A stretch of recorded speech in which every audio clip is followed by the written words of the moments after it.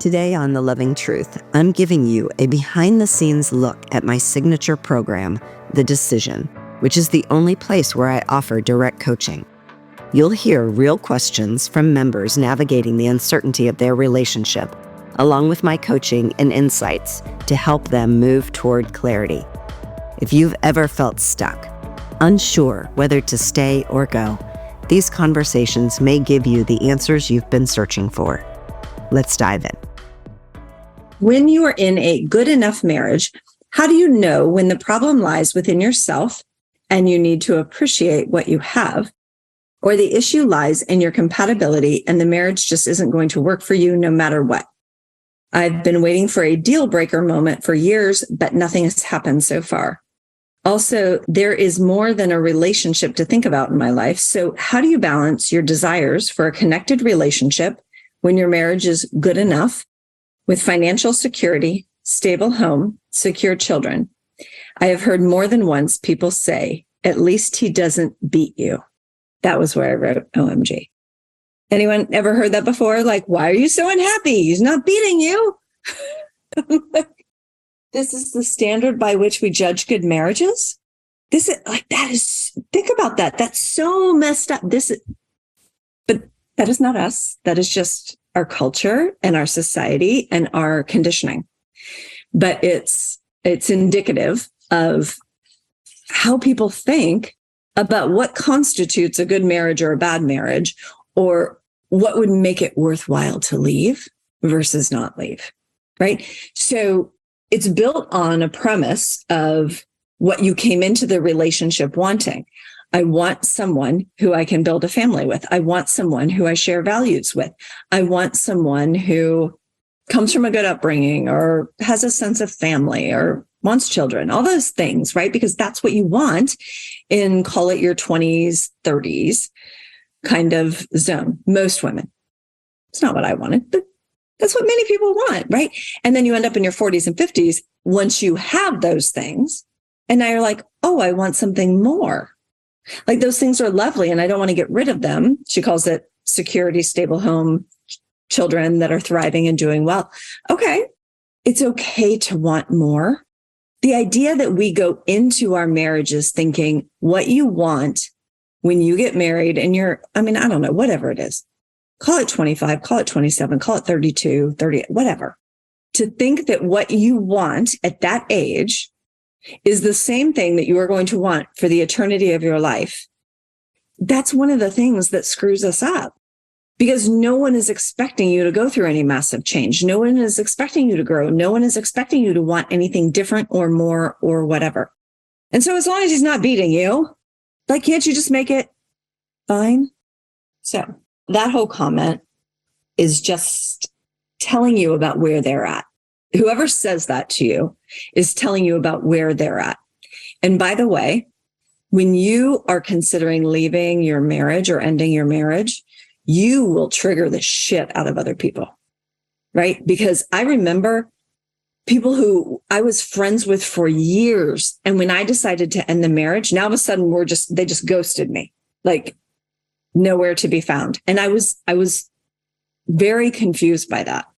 And the more I got into this work, like, now hindsight is 2020, and I can look back and go, oh, they just looked at that and said, if that can happen to Sharon and Jason,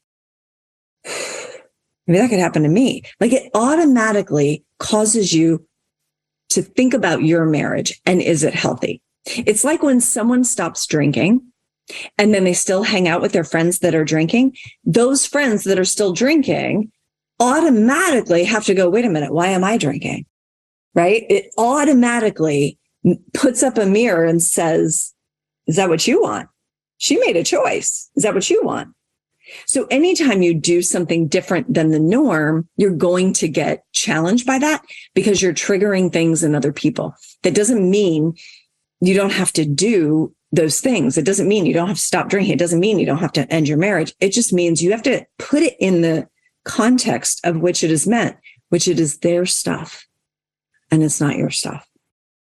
Now, the first part was about being in a good enough marriage, and what if the problem lies within me? Like, I should just be grateful. He's not beating me. or it's just incompatible. So that's a hard question to answer without knowing your specific situation. But in a general context, what I can tell you is that it is never one person's issue. So I don't love the idea of how do you know when the problem lies with them or me? Because the problem, the way you're describing it, I don't view it as a problem. I just view it as not informed, never equipped. The problem, as you say it, is always both of you. And you can call it 20, 80%. You can call it 60, 40. You can call it 50, 50. I don't care what you call it, but it always takes two people to get here. It is never 100% and zero. I'm perfect. He sucks. That is not a thing. That's not actually a thing. Now, there might be super bad behavior on one side of the fence. And that's why I say it might be 60, 40. It might be 70, 30. But even if that's the case, let's say he's super controlling. I'm going to use he just because I don't see any men on this call, but there might be a few men watching. Let's say he is super controlling. You co-signed on it. You allowed it. You overlooked it for some period of time to allow him to think that it was okay because you didn't shut it down the minute it showed up so that you could be loved, so that you could stay in your secure, happy, whatever marriage. Like it's fear. It's needing to be loved. It's all those things, right? But you played a role in the creation of that experience. So almost everyone, when they're finding their way to my work, they're thinking like, they're not saying I'm blameless, but they're saying like, he's for sure the problem here. And what I want to offer is, first of all, neither of you are problems. You just have never been equipped to be successful at this. And so you're struggling and you're screwing it up more than you would like. Maybe you realize that. Maybe he doesn't. I don't know, but it's not a problem. It's just no one has any tools here. So we're just playing out our traumas over and over again. And your only side of the street is what you can do about it. What's my lane? What's my side of the street? And so, Fiona, I don't know what you've done to say, and to answer your question of how do you know when enough is enough? I don't know how much change you've gone through in terms of learning how to love differently. I had a client in the 12 program this week tell me, she goes, you have just dismantled every idea I have ever carried about love and marriage. And now I don't know what the new definition is. And I was like, that just pretty much said it all. Because that's kind of what we need to do.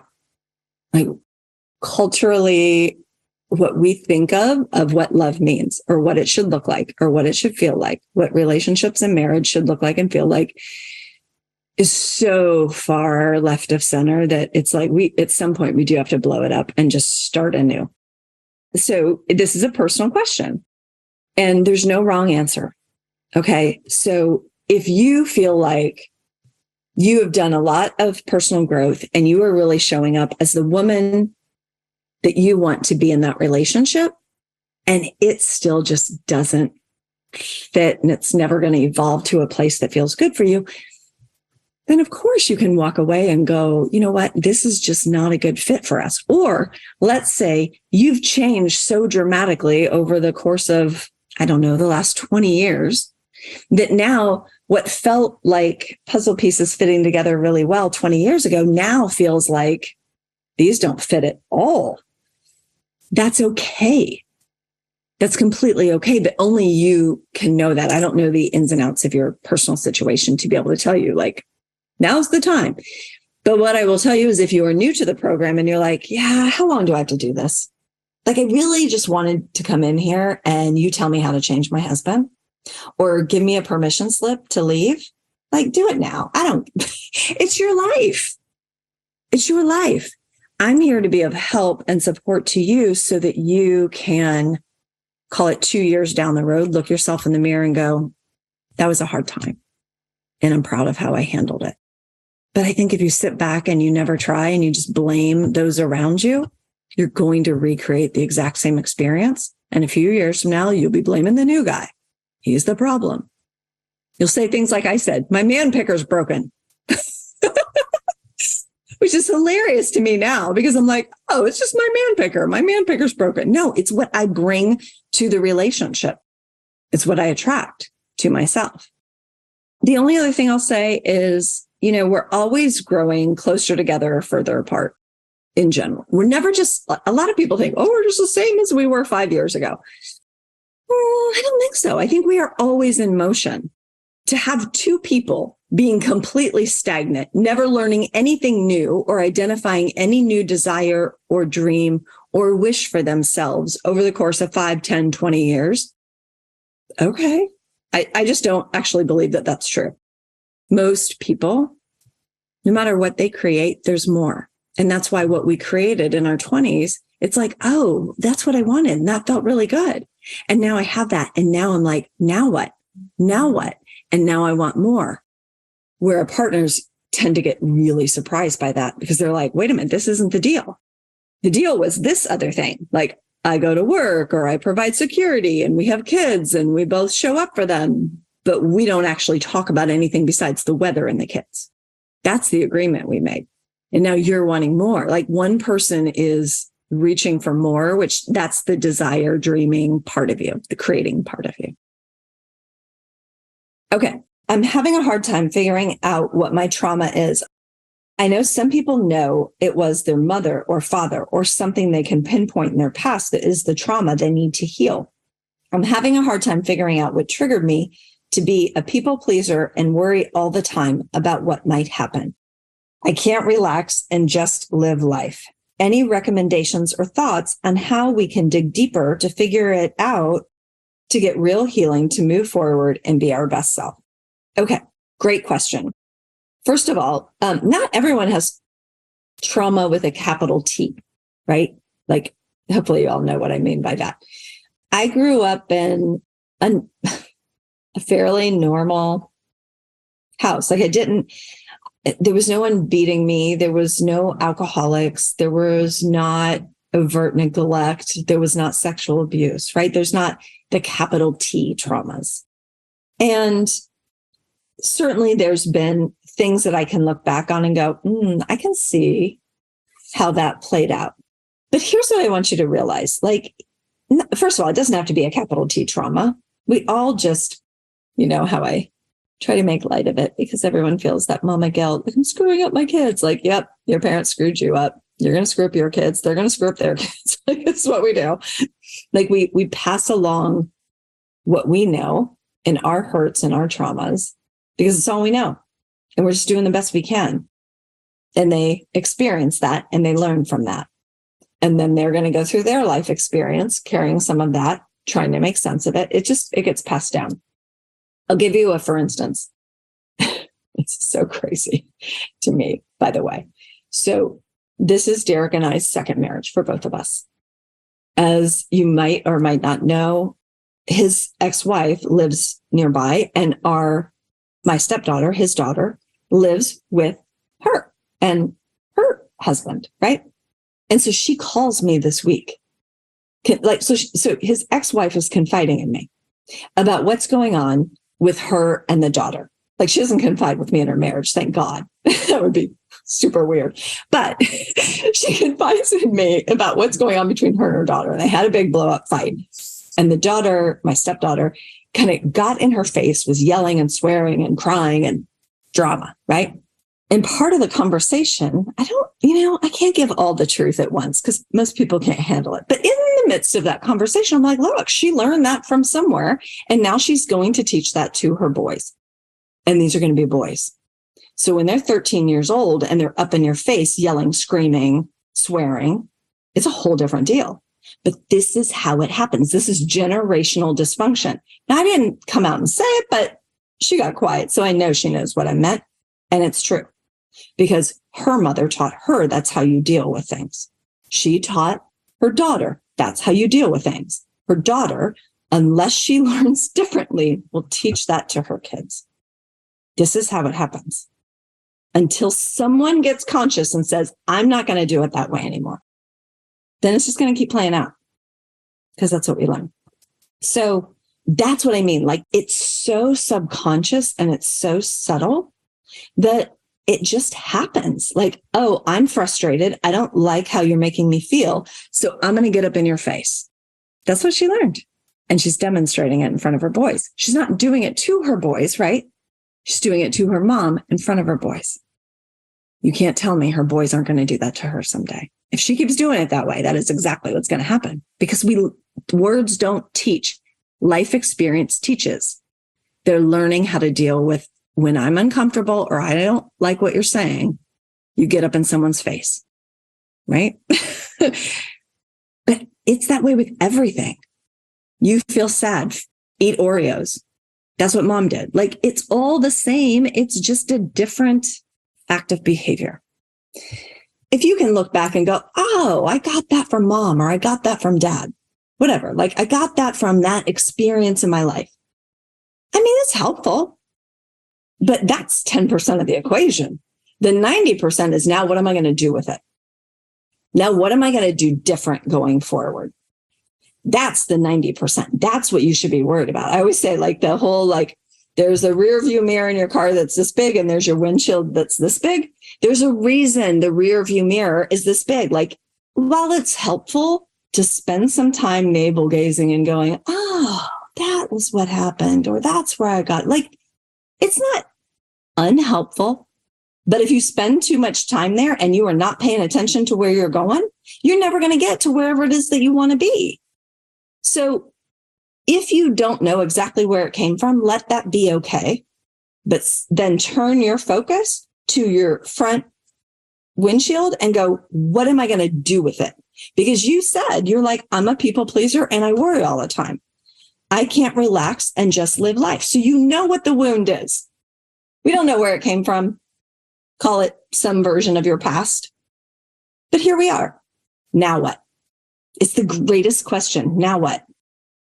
So I'm a people pleaser and I worry. So people pleaser, we all come by that very naturally because we learn that's what you do in order to get love or acceptance from other people.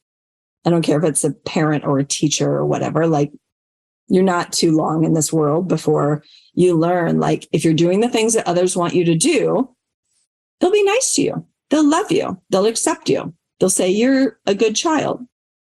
And then when you're bad and acting out and doing all the crazy things, they're like, go to your room. Right? Or the teacher's like, go to the principal's office. Like, we learn that very, very quickly in this life. But at some point, we do have to sort of unlearn that when it becomes to the point, it gets to the point where it's such a practice thing. Like, if you think about, I remember my brother. So it was just my brother and I as the kids in the family. My brother was always in trouble. He was the one getting expelled. He was the one going to the nuns and they would slap him on the hand with a ruler and all this. Like, he was always the one in trouble. But I also think that there's an element of, it was sort of expected. Like, he was going to be the troublemaker for a while, like until he was 25-ish and he had a child and then he had to grow up. And I was like, oh, I don't want any part of that. I'm going to be the good girl. So I learned to people please, like most girls learn to people please, as a way to stay safe, as a way to stay loved, as a way to stay in good graces with the people that we want to be loved by and that we love and that keep us safe. So that's where it came from. Okay. But when it goes to the extreme of, I'm going to completely subjugate myself because I'm so practiced at this and I know how to do the dance to make everyone love me, whether it's the next door neighbor or the president of the PTA or my kid's teacher or my kids or my mother-in-law, like, I know how to do the dance for everybody. I lose myself in all that dancing. That's where it gets toxic for you. And that's where we got to pull back on it and go, wait a minute. I'm not saying you have to be the troublemaker. I'm not saying you have to, like, fly in the face of what everyone thinks you should do. I honestly, like, for those of you that are people pleasers, I couldn't beat it out of you, even if I wanted to. Like, there's going to be some element of you wanting to seek that approval and love to some degree, but you can pump the brakes on that a little bit and pull it back and go, wait a minute, but what do I want? Just stopping and asking yourself, what is it that I want? I know what everyone else wants. What do I want? Just that question alone. And you take 60 seconds to think about it. And it doesn't mean you have to do what you want, but at least consider it, at least get it on the table as something to think about. I asked her this in the Facebook group because she was like, well, everyone wants to move from California to Minnesota and blah, blah, and they want to do this. And I'm like, okay, what do you want? And she's like, wouldn't have asked that a while ago. Normally I want to go where my kids want to go. And I still do. Like, I want to be with my kids. And I want to have a mortgage I can afford. And I can work from anywhere. Like, the end result was the same, but it gave her the opportunity to think about, what is it that I want and why do I want it? I want to go move to Minnesota, which to me sounds like crazy town because it's super cold. But because I want to be with my kids, and I'm just not willing to not be with my kids in their formative years. I'm just not. And she can like that reason, and she can make peace with that and be happy moving from sunny California to cold Minnesota. Okay, so you're a people pleaser. You know how you got there. The worrier part. Let's talk about any worriers here. You worry about stuff?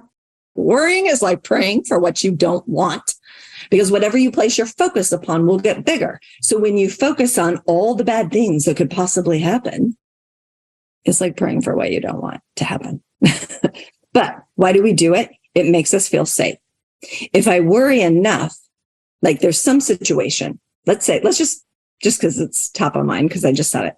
So I'm moving to Minnesota and I've got 100 different things that I'm worried about that move. Will my kids adjust in their school? Will we find a place to live that we feel comfortable? Will I feel comfortable? Will my son feel comfortable? Will my daughter get the education and training, because it's for sports? Will she get the training that she thinks she's going to get there? What will happen with my husband? Will he move now? Will he move later? Like there's 300 questions behind that. And so our minds don't like not knowing the answers. So our minds are like, let me figure out all these. And so I spin around in it.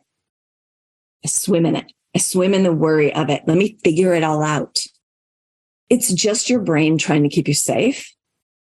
But there's no end to that. Like I said, 100 questions, but I promise you, if you answered all 100 of those questions, there'd be another 100 questions on the tail end of that. Like, well, what if my son gets into school and he doesn't immediately make friends and feel comfortable? Well, then what do we do? Do we backtrack? Do we find him another school? Do I homeschool? Now I'm a homeschooler. Like there's no end to it. And the only reason we do it is because it helps us feel safe. So there's some part of you that feels like worrying keeps you safe. And I know you've heard this before and it sounds super practical, but hard to implement. But it really is the truth, which is you have no idea of what the future holds. None. Like we're all sitting here on a call. Like we can say like, oh, right now I'm on a call with Sharon Pope and she's rambling on about some crazy thing or something else, right? Like, right now, and you might think, okay, and after this, I'm going to get a bite to eat, or I'm going to go pick up my kids, or I'm going to go. But what if there's an accident on the freeway and you're stuck in traffic for 3 hours, right? What if tonight you get a call that something bad happened to your mother? What if you eat sushi and you get food poisoning? I don't know. Like, what if there's a million things and they're not all bad, right? They could be good. Like you could hit all the green lights and get there 5 minutes early. Like there's also that. Like there's a million, but we love to think we want to know what's going to happen because that makes us feel safe. But if you can get to a place, and this could be a whole like membership program in and of itself for people, it just won't be my membership program. Maybe Eckhart Tolle, it would be his membership program. But if you can get to a place of where you realize like you're not actually in control of freaking anything. If you told your heart to stop beating right now, just stop beating. It doesn't obey. It's still beating. Lungs are still breathing you. Blood is still pumping. Right. But we love to control or worry, to try to control so that we can feel safe. And there's just nothing that's under control. And if you can sit in that and go, that's the way of it. That is the universe I live in. There's not a blade of grass that isn't changing outside. There's nothing I can do about the weather or, I don't know, climate change or all the bad things, right? All the things that impact our lives. I'm not saying we can't contribute to it, but we cannot, any one of us cannot solve it. And so we're not actually in control of everything that we think we're in control of. And so if you can rest in that and go, but what I can do, and this is a Martha Beck metaphor, but she's like, look, you cannot control the waves of the ocean. You can't go to an ocean and be like, stop, just stop moving. But you can get your surfboard and you can learn how to surf. And that is your only path to sanity, is learning how to surf and ride the waves of everything that you actually have zero control over.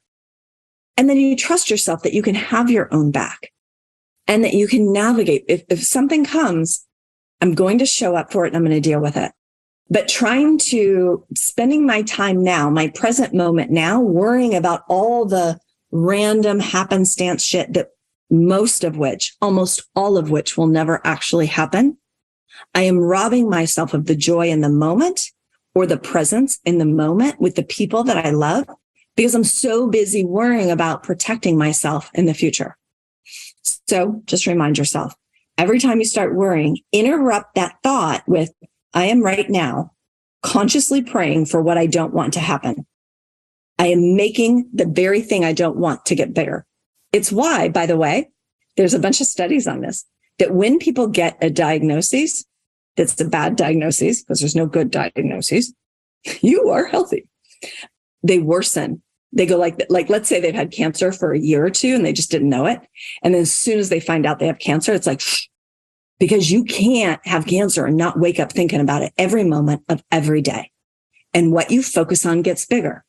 So that's what I mean. Like when you're praying for what you don't want to happen, because it will get bigger. Whatever you focus on is going to become a bigger part of your experience. So just remind yourself, interrupt the thought.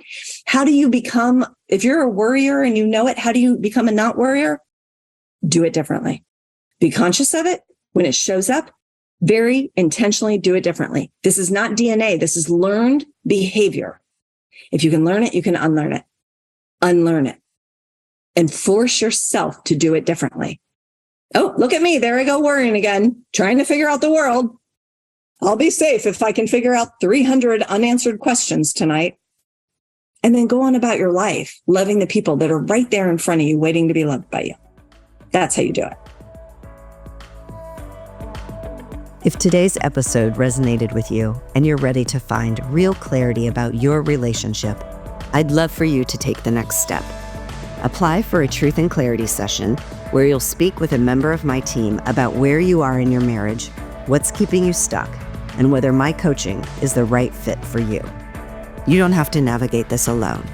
Go to clarityformymarriage.com to apply now.